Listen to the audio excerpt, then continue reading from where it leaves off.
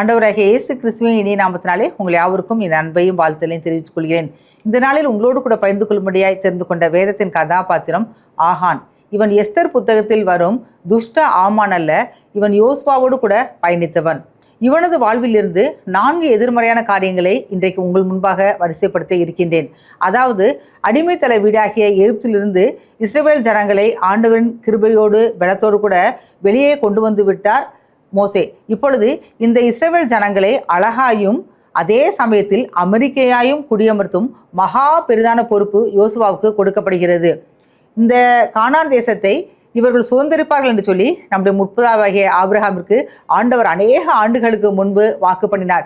இதை ஆதியாகமம் 17வது அதிகாரம் 8வது வசனத்தில் பார்க்கலாம். நீ பரதேசியாய் தங்கி வருகிற கானான் தேசம் முழுவதையும் உனக்கும் உனக்கு பின்வரும் உன் சந்ததிக்கும் நித்திய சுதந்திரமாக கொடுத்து நான் அவர்களுக்கு தேவனாய் இருப்பேன் என்றார். இங்கே ஆபிரகாமுக்கு ஆண்டவர் அவரது பின் சந்ததிக்கு கொடுப்பேன் என்று சொன்னது உண்மைதான். ஆனால் அதை எளிதாக அவர்களால் சுதந்திரத்துக் கொள்ள முடியவில்லை. காரணம், இவர்கள் கானானை சுதந்திரிப்பதற்கு முன்பதாகவே அங்கே பலவிதமான ஜாதிகளும் மக்கள் கூட்டத்தாரும் ஆள்கிறார்கள், வாழவும் செய்து கொண்டிருக்கிறார்கள். எனவே இந்த இஸ்ரவேல் ஜனங்கள் எகிப்தை விட்டு புறப்பட்டு அந்த தேசங்களுக்குள்ளாய் செல்லும் பொழுது பட்டு கம்பளம் வெறுத்து பாருங்கள், எங்களோடு கூட சேர்ந்து வாழுங்கள் என்று சொல்லி எந்த இடத்திலும் அவர்களுக்கு வரவேற்பு கிடைக்கவில்லை. ஒவ்வொரு இடத்திலுமே அவர்கள் யுத்தம் செய்து ஜெயித்து பின்பதாக தான் அந்த தேசங்களுக்குள்ளாய் அவர்களால் வாழ முடிந்தது. இப்பொழுதும் அதேதான். எரிகோ பட்டணத்தின் ஒரு மகத்தான வெற்றியை இவர்கள் கொண்டாடி விட்டார்கள். இந்த எரிகோ பட்டணத்தின் வெற்றி என்பது நம்மால் நிச்சயமாக சொல்ல முடியும், அது மனித பலத்தால் நடந்தது அல்லவே அல்ல என்று சொல்லி. மனித பலமும் அதே நேரத்தில் ஆண்டவரது பலத்த கிரியையும் அங்கே நடைபெற்றபடினால் எரிகோவின் கோட்டையை அவர்கள் எளிதாய் பிடித்து கொண்டார்கள். இப்பொழுது சிறிய பட்டணமாகிய ஆயியை அவர்கள் கைப்பற்ற வேண்டும். அதை பற்றியான காரியத்தை யோசுவா 7வது அதிகாரம் 2வது வசனத்தில் காணலாம். ஒரு பட்டணத்தை பிடிப்பதற்கு முன்பதாக நாம சென்று எந்த யுத்தத்தையும் செய்ய முடியாது. காரணம், அந்த பட்டணம் எப்படி இருக்கும், அதில் வாழக்கூடிய மக்கள் எப்படி இருப்பார்கள், அங்கே எப்பேற்பட்ட போர் யுத்தியை பயன்படுத்த வேண்டும் என்கிற காரியங்களை அறிந்த பின்புதான் நாம் யுத்தத்திற்கு செல்ல வேண்டும். இப்பொழுதும் அதைத்தான் யோசுவா செய்கிறார். இதை யோசுவா 7வது அதிகாரம் 2வது வசனத்தில் நம்மால் காண முடிகிறது. இப்படியாக வேவுக்காரர்கள் செல்கிறார்கள். அங்கே சென்றுவிட்டு அவர்கள் இவ்வாறாக கூறுகிறார்கள், அங்கே 2000 3000 பேர் போனால் போதும், நாம் எளிதாக ஜெயித்து விடலாம், எல்லா ஜனங்களையும் நாம் அழைத்து கொண்டு போய் அவர்களை வருத்தப்படுத்த வேண்டாம் என்கிறார். அதன்படியாக 3000 பேர் மாத்திரம் செல்கிறார்கள். இதை 7வது அதிகாரம் 4வது வசனத்தில் பார்க்கலாம். அப்படியே ஜனங்களில் ஏறக்குறைய 3000 பேர் அவ்விடத்திற்கு போனார்கள். ஆனாலும் அவர்கள் ஆயின் மனுஷருக்கு முன்பாக முறிந்தோடினார்கள். ஆயின் மனுஷர் அவர்கள் ஏறக்குறைய 36 பேரை வெட்டி போட்டார்கள். பட்டண வாசலின் வெளி துவக்கி செபாரிம் மட்டும் அவர்களை துரத்தி மலை இறக்கத்திலே அவர்களை வெட்டினார்கள். ஜனங்களின் இருதயம் கரைந்து தண்ணீராய் போயிற்று. இங்கே ஒரு வித்தியாசமான ஒரு காரியம் நிகழ்ந்தே விட்டது. இதற்கு முன்பதாக எரிகோ என்பது ஒரு பெரிதான பட்டணம். அந்த பட்டணத்தை அவர்கள் ஆண்டவரின் பலத்தோடு கூட எளிதாய் சுதந்திரித்து கொண்டார்கள். ஆனால் இந்த ஆயி பட்டணம் என்பது மிக சிறிய பட்டணம். வெறும் 3000 பேர் சென்றாலே அதை வென்றுவிடலாம் என்கிறதான ஒரு கணிப்போடு சென்றவர்களுக்கு அங்கே நடந்த நிகழ்வு வித்தியாசமாக காணப்படுகிறது. அந்த சிறிய ஆயி பட்டணத்துக்கு முன்பாக இஸ்ரவேல் ஜனங்கள் முறிந்தோடினார்கள். அவர்களில் அநேகர் வெட்டுண்டு உளுந்தார்கள் என்று சொல்லி நம்மால் காண முடிகிறது. இது எதனால் நிகழ்ந்தது என்று சொல்லி பார்ப்போம் என்று சொன்னால், அது ஒரு குறிப்பிட்ட ஒரு மனிதனால் நிகழ்ந்தது. அதை பின்பதாக பார்ப்போம். இப்பொழுது இந்த காரியம் நிகழ்ந்தவுடன் ஜனங்களின் இருதயம் தண்ணீராய் கரைந்து போயிட்டான். உடனே யோசுவா என்ன செய்கிறான் என்று சொல்லி பார்ப்போம்.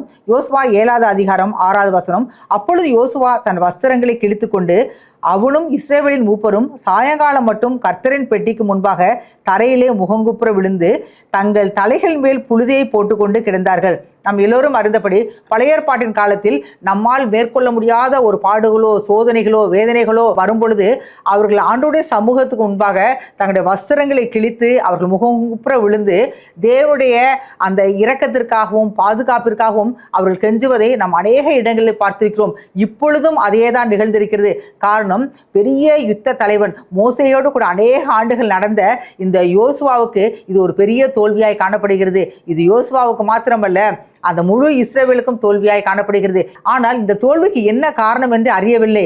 நம்முடைய வாழ்க்கையில் கூட ஏதாவது பிரச்சனையோ பாடுகளோ கஷ்டங்களோ வரும்பொழுது நமக்கு எதனால் வரும் என்று சொல்லி தெரியாது. எனவே நாம் அந்த பிரச்சனைக்கு தீர்வு காண வேண்டும் என்று சொன்னால் நாம் மனிதர்களிடம் ஓடக்கூடாது, மருத்துவரிடம் ஓடக்கூடாது. ஏன் அவர்களிடம் போனால் தவறா என்று சொன்னால் போவது தவறில்லை. ஆனால் ஆண்டவருடைய சமூகத்துக்கு முதலாவதாக செல்ல வேண்டும் என்பதையே இது காண்பிக்கின்றது. உடனே அவன் தோற்ற உடனே அவர் படைத்தலைவர்கள்லாம் கூப்பிட்டு, நீங்கள் எந்த முறையில் நீங்கள் யுத்தம் பண்ணினீர்கள் என்று சொல்லி அவன் கலந்து ஆலோசிக்கவில்லை. தன் வஸ்திரங்களை கிழித்து ஆண்டவருடைய பெட்டிக்கு முன்பாக அவன் விழுந்து கிடந்ததை காணுகிறோம். அப்பொழுது அவன் சொல்லக்கூடிய காரியம் என்னவென்று சொன்னால் 9வது வசனத்திலே யோசுவா ஆண்டவரை பார்த்து இவ்வாறாக கூறுகிறார், நீங்கள் அநேக வெற்றிகளை நாங்கள் பெற்றுக்கொண்டே வந்தோம். குறிப்பாக எகிப்திலே நீர் அநேக அதிசயங்களை செய்தீர். இதை மொத்த உலகம் அறிந்தது. நீங்கள் வனாந்தரத்தில் எங்களை நடத்தி வந்த அதிசயமான காரியங்களை அனைவரும் கேள்விப்பட்டார்கள். குறிப்பாக எரிகோவின் பட்டணத்தார் கேள்விப்பட்டார்கள். ராகாப் என்னும் வேசி வேவுக்காரரிடம் கூறிய ஒரு காரியம் கூட உங்களை பற்றி, குறிப்பாய் உங்களது தேவனை பற்றிய காரியங்களை நாங்கள் கேட்டோம், எனவே நாங்கள் சோர்ந்து போனோம் என்று கூறுகிறாள். இப்பொழுது என்னவென்று சொன்னால், நாங்கள் தோற்று போனதை இதே போல எப்படி எங்களை குறித்ததான நற்காரியங்களை பிற ஜாதியார் குறிப்பாக கானானியர்கள் கேள்விப்பட்டார்களோ அதே போல் இப்பொழுது நாங்கள் புறமுதுகிட்டு ஓடியதையும் அவர்கள் கேள்விப்படுவார்கள். அப்பொழுது எங்களை அவர்கள் ஒன்றுமில்லாமல் செய்து விடுவார்கள் என்று கூறிவிட்டு, எங்களை ஒன்றுமில்லாமல் செய்து விட்டால் கூட பரவாயில்ல ஆண்டவரே என்கிற ஒரு மனோபாவத்தோடு கூட, ஆனால் உம்முடைய மகத்துவமான நாமத்திற்கு நீ என்ன செய்வீர் என்று கேட்கிறார். இந்த இடத்தில் தான் ஒரு ஆழமான ஒரு முதிர்ச்சியை யோசுவாவிடம் நம்மால் காண முடிகிறது. நம்முடைய வாழ்க்கையில் கூட அநேக காரியங்களை செய்வோம். சில நேரங்களில் நாம் பாவம் கூட செய்து விட்டோம். அப்பொழுது நாம் ஒன்றை மாத்திரம் நாம் நினைக்க வேண்டும், நான் செய்யக்கூடிய காரியம் என்னை மட்டுமல்ல, என் குடும்பத்தை மாத்திரமல்ல, என் சபையை மாத்திரமல்ல, என்னை சுற்றியுள்ள சமூகத்தை மாத்திரமல்ல, இது ஆண்டவரின் நாமத்திற்கு மகிமை குலைச்சலை கொண்டு வரும், அதாவது அவருடைய நாமத்திற்கு ஒரு துர்ப்பெயரை கொண்டு வரும் என்கிற உணர்வு நமக்குள்ளாக இருக்க வேண்டும். இந்த இடத்திலும் அதை தான் அவர் குறிப்பிடுகிறார். ஆண்டவரே இது எவ்வளோ பரிசுத்த தேவன், உம்மால் செய்யக்கூடாத அதிசயமான காரியங்கள் எதுவுமே இல்லை, எங்களை அழகாய் அற்புதமாய் நடத்தி வந்தீர். இப்பொழுது இந்த கானானியர் எங்களை வளைந்து கொண்டு எங்களை ஒன்றுமில்லாமல் எங்களை பூமியில் இராமல் அற்றுப்போக பண்ணினால் அவர்கள் யாரை பழித்து சொல்வார்கள் என்று சொன்னால் உண்மைதான் சொல்வார்கள். உம்முடைய மகத்துவமான நாமத்திற்கு நீர் என்ன செய்வீர் ஆண்டவரே என்று சொல்லி அவன் கதறுவதை காணுகிறோம். உடனே ஆண்டவர் அவரோடு கூட பேசுகிறார். அதை 7வது அதிகாரம் 11வது வசனத்தில் பார்க்கலாம். இஸ்ரவேலர் பாவம் செய்தார்கள், நான் அவர்களுக்கு கட்டளையிட்ட என் உடன்படிக்கையை மீறினார்கள், சாபத்தீடானதில் எடுத்துக்கொண்டதும் களவு செய்ததும் வஞ்சித்ததும் தங்கள் பண்டம்பாடிகளுக்குள்ளே வைத்ததும் உண்டே. ஆதலால் இஸ்ரவேல் புத்திரர் தங்கள் சத்துருக்களுக்கு முன்பாக நிற்கக்கூடாமல் தங்கள் சத்துருக்களுக்கு முதுகை காட்டினார்கள், அவர்கள் சாபத்தீடானார்கள். நீங்கள் சாபத்தீடானதை உங்கள் நடுவிலிருந்து நிகிரகம் பண்ணாவிட்டால் இனி உங்களோடு இரேன் என்கிறார்.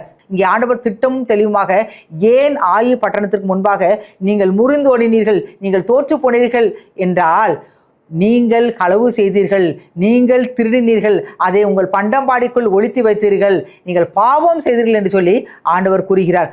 அப்படி கூறிவிட்டு ஆண்டவர் மறுபடியும் சொல்கிறார், நீங்கள் இதை தொடர்ந்து செய்வீர்கள் என்று சொன்னால் நான் உங்களோடு கூட இரேன் என்கிறான். இந்த செய்தியை கேட்டுக்கொண்டிருக்கிற யாராக இருந்தாலும் சரி, நம்முடைய வாழ்க்கையில் நாம் பாவம் செய்வோம் என்று சொன்னால் ஆண்டவர் நம்மோடு கூட இருக்க மாட்டார். அது மாத்திரமல்ல, நீ ஏன் என் முன் இவ்வாறாக வஸ்திரங்களை கிழித்து கொண்டு படுத்துக் கொண்டிருக்கிறாய், நீ எழுந்து நில் என்று சொல்லி 13வது வசனத்திலே எழுந்திரி, நீ ஜனங்களை பரிசுத்தம் பண்ண சொல்ல வேண்டியது என்னவென்றால், நாளைய தினத்துக்கு உங்களை பரிசுத்தம் பண்ணி கொள்ளுங்கள். இஸ்ரவேலரே, சாபத்தீடானது உங்கள் நடுவே இருக்கிறது, நீங்கள் சாபத்தீடானதை உங்கள் நடுவிலிருந்து விலக்காதிருக்க மட்டும் நீங்கள் உங்கள் சத்துருக்களுக்கு முன்பாக நிற்கக்கூடாது என்று இஸ்ரவேல் தேவனாகிய கர்த்தர் சொல்லுகிறார். இந்த இடத்தில் ஆண்டவர் யோசுவாவை பார்த்து இவ்வாறு சொல்லுகிறார், நீ ஜனங்களிடத்தில் இவ்வாறாக சொல், உங்களிடத்தில் இருக்கக்கூடிய இந்த சாபத்தீடானதை உங்களை விட்டு விலக்குங்கள். அதாவது நாளைய தினத்தில் நான் உங்கள் மத்தியில் அற்புதம் செய்யும்படிக்கு இன்றைக்கு உங்களை பரிசுத்தம் பண்ணிக்கொள்ளுங்கள் என்கிறார். இதுதாங்க இன்றைக்கு ஆண்டவரத்தில் அநேக நேரத்தில் என் வாழ்க்கையில் அற்புதம் நடக்கலை, அதிசயம் நடக்கலை, அது நடக்கலை, இது நடக்கலைன்னு சொல்லி நாம் குமுறிக்கொண்டே இருப்போம். ஆனால் அது நடக்காமல் இருப்பதற்கு முழு முதற் காரணம் யாரென்று சொன்னால் நாம் மாத்திரமே, அல்லது நம் குடும்பத்தில் இருக்கக்கூடிய யாராவது ஒரு நபரின் பாவத்தினால் ஆண்டவருடைய அற்புதம் நம் வாழ்வில் நிகழாமல் போய்விடுகிறது. ஆண்டவர் தெளிவாக சொல்கிறார், உங்கள் நடுவில் இருந்து சாபத்திலானதை நீங்கள் அகற்றும் பொழுது நாளைய தினத்தில், நாளை என்றால் அடுத்த நாள் மாத்திரமல்ல, வாழ்நாள் முழுவதும் உங்கள் மத்தியிலே நான் அற்புதம் செய்வேன் என்கிறார். காரணம், நம்முடைய தேவன் பரிசுத்தர், அவர் பாவத்தை பார்க்காத சுத்த கண்ணர். அசுத்தம் இருக்கக்கூடிய இடத்தில் ஆண்டவரால் பரிசுத்தமானதை செய்ய முடியாது. எனவே ஜனங்கள் தங்களை சுத்திகரிக்கும்படிக்கு நீ அவர்களிடம் சொல்லு என்று சொல்லி யோசுவாவிடம் இங்கே சொல்கிறார். இப்பொழுது எதனால் இந்த தோல்வி, எதனால் ஆயி பட்டணத்துக்கு முன்பாக ஜனங்கள் முறிந்தோடுகிறார்கள் என்பதற்கான விடை கிடைத்து விட்டது. இவர்களில் ஒருவன் ஒரு களவு செய்தான். அதாவது ஆண்டவர் இட்ட கட்டளையை அவன் மீறினான் என்பதை யோசுவா அறிந்து கொண்டார். இப்பொழுது ஒரு விதத்தில் அந்த மனிதன் யார் என்பதை கண்டுபிடித்து விட்டான். அவன்தான் இப்பொழுது நான் உங்களோடு கூட பேச போகிறதான ஆகான். இப்பொழுது யோசுவா ஆகானை அழைத்து, நீ எதனால் இதை செய்தாய் என்று கேட்கிறார். அதற்கு அவன் இவ்வாறாக கூறுகிறான். 20:21 அப்பொழுது ஆகான் யோசுவாவுக்கு பிரதியுத்தரமாக, மெய்யாகவே நான் இஸ்ரவேல் தேவனாகிய கர்த்தருக்கு விரோதமாக பாவம் செய்தேன், இன்னின்ன பிரகாரமாக செய்தேன் என்கிறான். உடனே அவன் ஒப்புக்கொள்றான். நான் எனக்கு விரோதமாக அல்ல, அல்லது தோற்று போன இஸ்ரவேல் படைக்கு விரோதமாக அல்ல, அல்லது உமக்கு முன்பாகவும் நான் பாவம் செய்தேன் என்று கூறாமல் இஸ்ரவேலின் தேவனுக்கு முன்பதாக பாவம் செய்தேன் என்கிறார். இந்த உணர்வு தான் பாவம் செய்யக்கூடிய ஒவ்வொருவருக்கும் வர வேண்டும். இதைத்தான் அன்றைக்கு வாலிபனாகிய யோசேப்பு அந்த பெண்ணிடம் கூறினார். இங்கே யாரும் இல்லை, ஆனால் என்னை பார்க்கக்கூடிய ஒரு தேவன் ஒருவர் இங்கே இருக்கிறார், அவருக்கு விரோதமாக நான் பாவம் செய்யக்கூடாது என்று கூறுகிறான். புதிய ஏற்பாட்டிலும் தூரமாய் போன அந்த கெட்ட குமாரன் அவன் தகப்பனும் திரும்பி வந்த பொழுது, நான் பரத்துக்கு விரோதமாகவும் உமக்கு முன்பாகவும் என்கிறான். பாவம் செய்யக்கூடிய ஒவ்வொருவரும் உணரக்கூடிய ஒன்று, நீங்கள் உங்களுக்கு விரோதமாக அல்ல, உங்கள் பெற்றோருக்கு விரோதமாக அல்ல, அல்லது கணவனுக்கு விரோதமாகவோ மனைவிக்கு விரோதமாக அல்ல, நீங்கள் பரலோகத்தின் தேவனுக்கு விரோதமாக பாவம் செய்கிறீர்கள் என்பதை இந்த காரியத்தின் மூலமாக அறிந்து கொள்ள முடிகிறது. அது மாத்திரமல்ல, தான் எவ்வாறாக அந்த பாவத்தை செய்தேன் என்றும் இங்கே கூறுகிறார். இதை 7வது அதிகாரம் 21 பார்க்கலாம். கொள்ளையிலே நேர்த்தியான ஒரு பாபிலோனிய சால்வையும் 200 வெள்ளி சேக்கலையும் 50 சேக்கல் நிறையான ஒரு பொன் பாலத்தையும் நான் கண்டு அவைகளை இச்சித்து எடுத்துக்கொண்டேன். இதோ அவைகள் என் கூடாரத்தின் மத்தியில் பூமிக்குள் பொய்ந்திருக்கிறது, வெள்ளி அதன் அடியில் இருக்கிறது என்றார். இதைத்தான் ஆண்டவர் சொல்றார். இந்த பொருட்களெல்லாம் களவாடி திருடி, அதாவது இது கிஃப்டாக அவனுக்கு கொடுக்கப்படல, பரிசாக கொடுக்கப்பட்டது என்று ஆண்டவர் சொல்லவில்லை.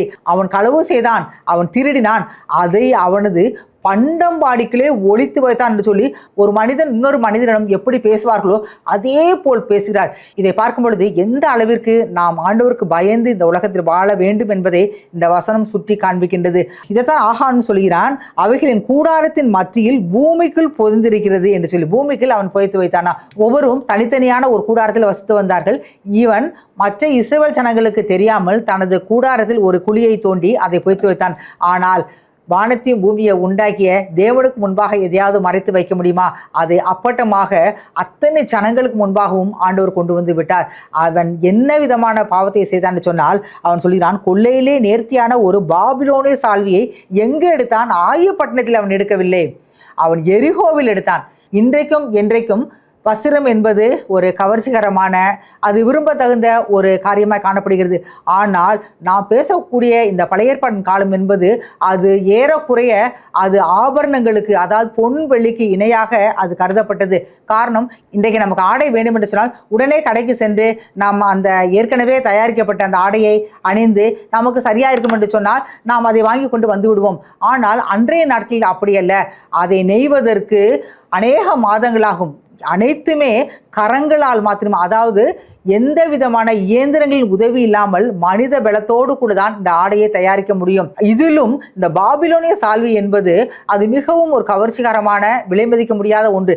எனவே அவன் இந்த பாபிலோனிய சால்வியை எடுத்துக்கொண்டானாம். பின்பு 200 வெள்ளி சேக்கலையும் 50 சேக்கல் நிறையான பொன் பாலத்தையும் அவன் என்ன பண்ணானா கண்டு, தெளிவாய் வேதம் சொல்லுகிறது, முதலாவது அவன் பார்த்தானாம். பார்த்த உடனே அடுத்து என்னன்னா, அவைகளை இச்சித்து பின்பு எடுத்தான். இங்கே 3 செயல் நடைபெறுகிறது. பார்த்தான், இச்சித்தான், எடுத்துக்கொண்டான். இன்றைக்கு மனித வாழ்வில் நடக்கக்கூடிய பாவ செயல்களும் இப்படி தான் நடக்கிறது. நாம் ஒன்றை பார்க்கும் பொழுது அந்த காரியம் நமக்கு பிடிக்கும் என்று சொன்னால் அது இச்சையாக உருவெடுக்கிறது. அது இருதயத்துக்குள் சென்று இச்சையாய் உருவெடுத்து அது சிந்தைக்குள்ளாய் சென்று அது எடுக்க வைக்கிறது. அல்லது ஒரு பாவ செயலை செய்ய வேண்டும் என்று சொல்லி அந்த இச்சை அவர்களை உணர்த்தும் என்று சொன்னால் அந்த இடத்திற்கு நடத்தி செல்கிறது. எப்படியோ அது கிரியையாக வெளிப்படுகிறது. இந்த வசனத்தின் மூலமாக நம்மால் ஒன்றை அறிந்து கொள்ள முடிகிறது. பாவத்திற்கான ஒரு ஆணி வேர் எதுவென்று சொன்னால் அது கண்தான். இதைத்தான் புதிய ஏற்பாட்டில் கண்ணானது சரீரத்தின் விளக்காய் காணப்படுகிறது.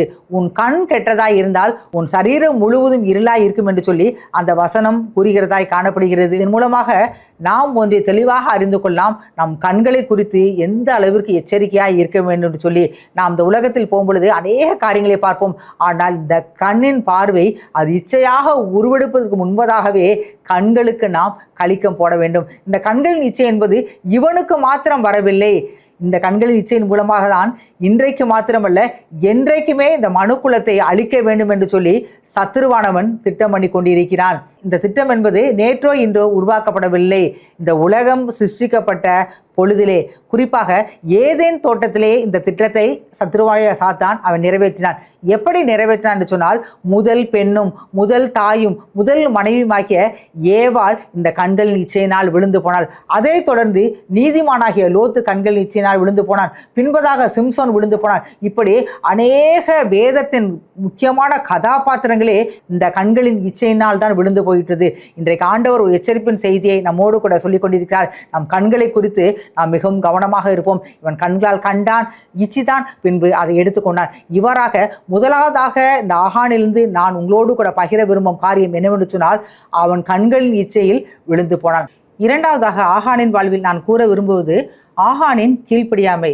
ஆகான் எந்த சந்தர்ப்பத்தில் ஆண்டோடைய வார்த்தைக்கு கீழ்ப்படியவில்லை என்று சொன்னால், அதை யோசுவா 7வது அதிகாரம் 11வது வசனத்தில் பார்க்கலாம். இஸ்ரவேலர் பாவம் செய்தார்கள், நான் அவர்களுக்கு கட்டளையிட்ட என் உடன்படிக்கையை மீறினார்கள் என்று சொல்லி ஆண்டவர் கூறுகிறார்.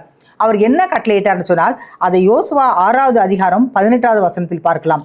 சாபத்தீடானதில் ஏதாகிலும் எடுத்துக்கொள்கிறதுனாலே நீங்கள் சாபத்தீடாகாத படிக்கும், இஸ்ரவேல் பாளையத்தை சாபத்தீடாக்கி அதை கலங்க பண்ணாத படிக்கும் நீங்கள் சாபத்தீடானதற்கு மாத்திரம் எச்சரிக்கையாக இருங்கள் என்கிறார். இங்கே ஆண்டவர் கூறிய என்ன சொன்னால், இந்த எரிகோ பட்டணத்தை பிடிக்கும் பொழுது அங்கிருந்து எந்த பொருளையுமே நீங்கள் எடுக்கக்கூடாது, அதாவது நீங்கள் தொடவே கூடாது என்கிறார். காரணம், அது சாபத்தீடானது. ஆண்டவர் ஒன்றை சாபமாக கருதினால் அதை எப்படி நாம் ஆசீர்வாதமாக எடுத்துக்கொள்ள முடியும்? இங்கே ஆண்டவர் சொல்கிறார், எரிகோவில் எந்த பொருளையும் எடுத்துக்கொள்ளக்கூடாது என்று சொல்லி, இதை சாபத்தீடானது என்று சொல்லி ஆண்டவர் கூறுகிறார். இவன் நினைத்தான் இது ஆண்டவருக்கு சாபத்தீடானது, ஆனால் எனக்கு ஆசீர்வாதம் என்று சொல்லி அவன் எண்ணினபடினால்தான் துணிந்து இந்த பாவத்தை அவன் செய்தான். இதில் ஆண்டவர் கூறக்கூடிய காரியம் 4 முறை திரும்ப திரும்ப அவர் கூறுவது சாபம் சாபம் என்றுதான். இந்த வசனத்தை நாம் தொடர்ந்து பார்க்கும் பொழுது இந்த சாபத்தை நான் தொடாதீர்கள் தொடாதீர்கள் தொடாதீர்கள் என்று சொல்லி 4 முறை கூறுகிறார். ஏதாவது ஒரு காரியத்தை ஆண்டவர் திரும்ப திரும்ப வலியுறுத்துவார் என்று சொன்னால் அதை நாம் மிகவும் கவனமாக கவனிக்க வேண்டும். அந்த வசனத்தின் முடிவில் இதற்கு நீங்கள் எச்சரிக்கையாய் இருங்கள் என்று கூறியும் கூட அவன் அதற்கு எச்சரிக்கையாய் இருக்கவில்லை. அதற்கு காரணம் மேலே நாம் பார்த்தோம் அல்லவா, அந்த கண்களின் இச்சைதான் அவனை இந்த அளவிற்கு பாவம் செய்ய தூண்டியது. இவன் இந்த காரியத்தை தெரிந்து செய்தான். சில நேரங்களில் ஒருத்தர் பாவம் பண்ணிட்டாங்கன்னா, அல்லது நம்முடைய பிள்ளைகள் தவறு செய்து விட்டால் எனக்கு தெரியலம்மா, தெரியாமல் செய்துட்டேம்மா என்பார்கள். அதே போல ஆசிரியர்களிடமும் வேலை பார்க்கும் முதலாளிகளிடமும் இவ்வாறாக கூறுவார்கள், நான் தெரிஞ்சா அதை செஞ்சிருக்க மாட்டேன் என்பார்கள். ஆனால் ஒன்றை மாத்திரம் இங்கே நான் கூற விரும்புகிறேன், எந்த காரியமும் அவர்கள் தெரிந்தே தான் செய்கிறார்கள். தெரிந்து மாத்திரம் இவன் செய்யவில்லை. சாபத்தீடானதை எடுக்கக்கூடாது, தொடக்கூடாது, அதை நான் அருவருக்கிறேன், எச்சரிக்கார்கள் என்கிற அத்தனை காரியத்தையுமே பிற இஸ்ரவேல் ஜனங்கள் எப்படி கேட்டார்களோ அதே போல்தான் இவனும் கேட்டான். அந்த நேரத்தில் இவன் ஒன்றும் அங்கு இல்லாமல் சென்று விடவில்லை, இவனுக்கு அனைத்தும் தெரியும். எனவே அந்த பாவத்தை அவன் தெரிந்து செய்தான், அதோடு கூட துணிந்தும் செய்தான் என்பதை நம்மால் அறிந்து கொள்ள முடிகிறது. பாவத்தில் 2 விதங்கள் உண்டு. தெரிந்து செய்வது, பின்பு அதை வலுப்படுத்துவதற்காக துணிந்து செய்வது. இன்றைக்கு அநேகர் செய்யக்கூடிய காரியங்கள் அனைத்துமே துணிகரமான பாவங்கள் தான். தெரியாமல் செய்து விட்டேன் என்று சொல்லிக்கொண்டே அவர்கள் துணிகரமாக அந்த பாவத்தை செய்து கொண்டே இருப்பார்கள். அவர்கள் செய்யக்கூடிய அந்த துணிகரமான பாவமானது அவர்களை மாத்திரமல்ல, அந்த குடும்பத்தை அழிக்கும், அது அநேகரை அழிக்கும், அவர்களை சார்ந்தவர்களை அழிக்கும் என்பதை அவர்கள் நன்றாக தெரியும். இருந்தாலும் உடனே அவர்களுக்கு அழிவு வராதபடினால், உடனே ஆண்டவர் பழைய ஏற்பாட்டின் காலத்தில் போல் ஏதாவது ஒரு தண்டனையை கொடுக்காதபடியினால் அவர்கள் துணிகரம் கொண்டு துணிந்து அந்த பாவத்தை செய்வதை நம்மால் காண முடிகிறது. இந்த பொருட்களை ஆகான் எடுக்கும் பொழுது அவனுக்குள்ள நிச்சயமாகவே அவனது மனசாட்சி கூறியிருக்கும், இதை ஆண்டவர் செய்யக்கூடாது என்று கூறினார். ஆனாலும் அவன் துணிகரமாய் செய்தான். எனவேதான் தாவீது தனது விண்ணப்பத்தில் இதை குறிப்பிடுகிறார், துணிகரமான பாவத்திற்கு என்னை விலக்கி காத்தலும் என்று சொல்லி. நிச்சயமாக சில நேரங்களில் நம்மால் முடியாது, ஆனால் ஆண்டவரிடம் அந்த பாவத்தை நாம் செய்யாமல் இருப்பதற்கு, குறிப்பாய் துணிகரமான பாவத்தை நாம் தொடர்ந்து செய்யாமல் இருப்பதற்கு ஆண்டவரின் கிருபையை கேட்கும் பொழுது அவர் நிச்சயமாக நமக்கு உதவி செய்வார். இங்கே அவன் கீழ்ப்படியாமல் போனான் ஆண்டவருடைய சத்தத்திற்கு. அதற்கு என்ன காரணம் என்று சொன்னால், அவன் அந்த பாவத்தை தெரிந்தும் துணிந்தும் செய்தான் என்பதே காரியமாய் காணப்படுகின்றது. மூன்றாவதாக ஆகானின் வாழ்விலிருந்து உங்களோடு கூட நான் சொல்லக்கூடிய காரியம் என்னவென்று சொன்னால், ஆகான் பிடிபட்டான். அவன் எப்படி பிடிபட்டான் என்று சொல்லி நான் பார்ப்போம் என்று சொன்னால், லட்சோப லட்ச ஜனங்கள் இஸ்ரவேல் தேசத்திலிருந்து அவர் வந்து கொண்டிருக்கிறார்கள். இதில் அவனை கண்டுபிடிப்பது என்பது மிகவும் கடினமான ஒரு காரியம். 2-3 பேர் என்று சொன்னால் அந்த நாட்கள் வழக்கம் சீட்டு போட்டு அதை எடுக்கும் பொழுது அவர்கள் மாட்டிக்கொள்வார்கள். குறிப்பாக யோனா தீர்க்கதரிசின் வாழ்விலிருந்து அந்த காரியத்தை நம்மால் அறிந்து கொள்ள முடியும். காரணம், பெரிதான ஒரு கொந்தளிப்பு அந்த கடலில் ஏற்படும் பொழுது இதற்கு காரணமானவன் யார் என்று சொல்லி அவர்கள் கண்டுபிடிக்க சீட்டு போட்டார்கள். அப்பொழுது இந்த யோனாவின் பெயர் வந்தது. அதே போல்தான் பழைய ஏற்பாட்டில் அநேக இடங்களில் சீட்டு போட்டு குறிப்பாக தலைவர்களை எல்லாம் தேர்ந்தெடுத்தார்கள். இங்கே அப்படி போட்டு எடுக்க முடியாத ஒரு சூழ்நிலை. என்னவென்று சொன்னால், இவர்கள் ஒன்றோ இரண்டு பேர் அல்ல, லட்சோப லட்ச ஜனங்கள். எனவே இவனை கண்டுபிடிப்பதற்கான வழிவகையையும் ஆண்டவரை யோசுவாவுக்கு கொடுப்பதை காணுகிறோம். 7வது அதிகாரம் 16வது வசனத்தில் பார்க்கலாம். யோசுவா அதிகாலமே எழுந்திருந்து ஆண்டவர் எந்த முறையில் சொன்னாரோ அதிலிருந்து சற்று விலகவே இல்லை. ஆண்டவர் அதிகாலையில் என்று சொன்னால் அதிகாலை தான். இன்றைக்கு ஆண்டவர் ஒரு காரியத்தை செய்ய சொல்வார், ஆனால் நம்முடைய வசதிக்கு ஏற்றது போல அவைகளை மாற்றிக்கொள்வோம். ஆனால் இவர் அப்படி இல்லை. ஆண்டவர் சொன்ன அத்தனை கட்டளைகளையும் இம்மை அளவு கூட பிசகாமல் செய்தார். ஆண்டவர் அதிகாலையில் எழுந்திருக்க சொன்னார், இவர் அதிகாலையில் எழுந்திருந்தார். இஸ்ரவேலரை கோத்திரம் கோத்திரமாக வர பண்ணினான்.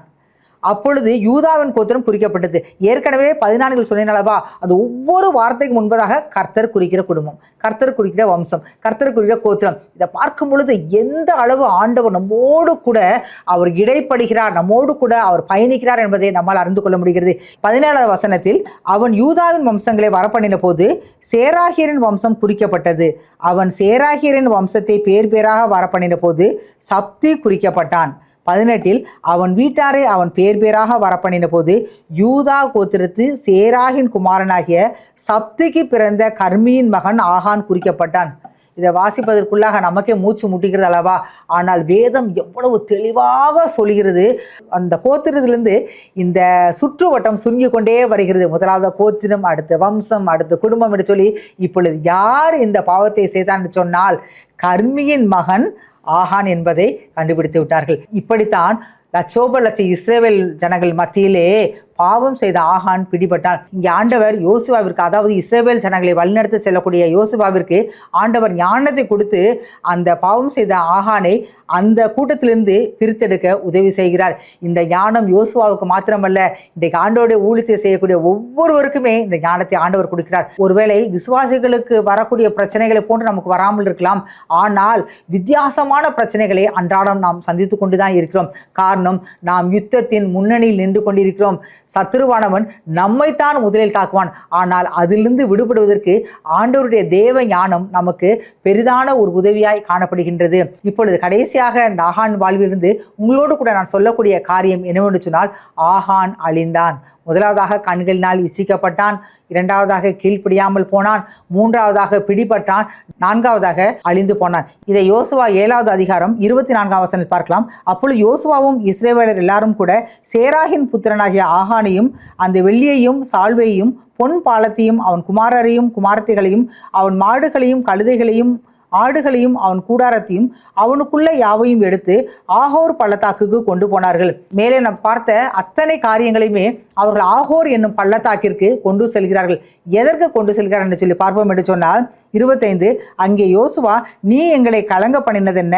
இன்று கர்த்தர் உன்னை கலங்க பண்ணுவார் என்றான். அப்பொழுது இஸ்ரவேலர் எல்லாரும் அவன் மேல் கல்லெறிந்து அவைகளை அக்கினியால் சுட்டெடுத்து கற்களினால் மூடி அவன் மேல் இந்நாள் வரைக்கும் இருக்கிற பெரிய கற்குவியலை வைத்தார்கள்.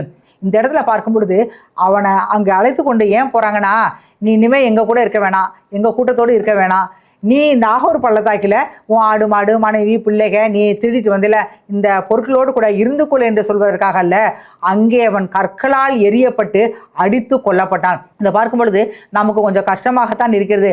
அவன் பாவம் செய்து உண்மைதான், ஆனால் அவனை எங்காவது போய் பிழைத்துக்கொள் என்று சொல்லி அனுப்பிவிட்டு இருக்கலாம். ஆனால் அவன் மரித்து போய்விட்டானே என்று சொல்லலாம். ஆனால் இதை செய்தது அந்த இஸ்ரவேல் ஜனங்கள் அல்ல, யோசுவாவும் அல்ல. இதை செய்ய சொல்லியது யாருன்னு சொன்னால், இதை 26வது வசனத்தின் பிற்பகுதியில் பார்க்கலாம். இப்படியே கர்த்தர் தமது கோபத்தின் உக்கிரத்தை விட்டு மாறினார். இவர்கள் அடித்து கொல்லப்பட்ட பின்புதான் ஆண்டவரது கோபம், அதாவது அவர் உக்கிரமே மாறிற்றாம். ஆகையால் அவ்விடம் இந்நாள் வரைக்கும் ஆகோர் பள்ளத்தாக்கு எண்ணப்படுகிறது. இனிமேல் வேதத்தில் எந்த இடத்தில் நாம் ஆகோர் பள்ளத்தாக்கு என்று படித்தாலும் நாம் மனக்கண்கள் முன்பாக வரக்கூடிய ஒரு நபர் யார் என்று சொன்னால் ஆகான் தான். ஆனால் இவன் ஒரு எதிர்மறை கதாபாத்திரம். இந்த கதாபாத்திரத்தை ஏன் உங்களுக்கு முன்பாக இப்பொழுது வைத்துக் கொண்டு இருக்கிறேன் சொன்னால், அவனது தனிப்பட்ட ஒருவனுடைய பாவம் இஸ்ரவேல் பாளையத்தை தலைவர்களை கலங்க பண்ணியது. அதை காட்டிலும் ஒரு மோசமான ஒரு காரியம் என்னவென்று சொன்னால், பாவம் செய்தது அவன்தான். ஆனால் இந்த பாவத்தின் சம்பளத்தை அவன் குடும்பத்தினர், இதை நாம் 24 பார்க்கும் பொழுது அவனது குமாரர்கள், அவனது குமாரத்திகள், அது மாத்திரங்கள வாயில்லாத ஜீவன்களாகிய மாடுகளையும் கழுதைகளையும் ஆடுகளையும் அவன் கூடாரத்தில் வாழ்ந்தான்ல, எந்த கூடாரத்துக்குள்ள மறைச்சு வச்சானோ அந்த கூடாரம் முதற்கொண்டு அந்த ஆகோர் பள்ளத்தாக்கில் தூக்கி போடுங்கள்னு சொல்லி யோசுவா கூறுகிறார். அங்கே போட்டுவிட்டு அவன் இச்சித்தான் அல்லவா, எது தனக்கு இன்பமாய் இருந்தது என்று சொல்லி அவன் நினைத்தானோ, எது தன் எதிர்காலத்துக்கு பிரயோஜனமாய் இருக்கும் என்று நினைத்தானோ, அந்த வெள்ளியையும் பொன்னையும் அந்த பாபிலோனிய சால்வையும் அவனோடு கூட போட்டு கல்லெறிந்து கொன்று போட்டார்கள். இன்றைக்கு வரைக்கும் அது ஒரு சாட்சியாக காணப்படுகிறது. இந்த காரியங்கள் எல்லாம் ஏன் வேதத்தில் இருக்கிறது சொன்னால், இனி வரக்கூடிய சந்ததி தேவனது கட்டளைகளுக்கு கீழ்ப்படிவது மாத்திரமல்ல, பயந்தும் வாழ வேண்டும். ஆண்டவர் செய்யக்கூடியதை செய்ய வேண்டும், செய்யக்கூடாது என்று சொல்வதை செய்யக்கூடாது என்பதற்கும் ஒரு சாட்சியாக இந்த ஆகானின் வாழ்வு காணப்படுகிறது. எனவேதான் இந்த எதிர்மறை கதாபாத்திரத்தை உங்கள் முன்பாக பேசிக் கொண்டிருக்கிறேன். இந்த ஆகான் வாழ்விலிருந்து 4 காரியங்களே நாம் பார்த்தோம்.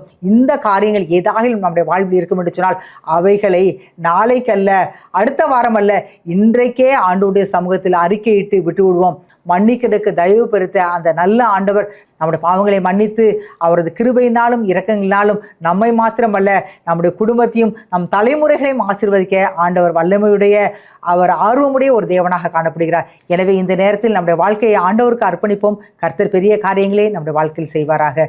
கர்த்தர் தாமே இந்த வார்த்தைகளை நமக்கு ஆசீர்வாதமாக மாற்றி தருவாராக. ஆமேன்.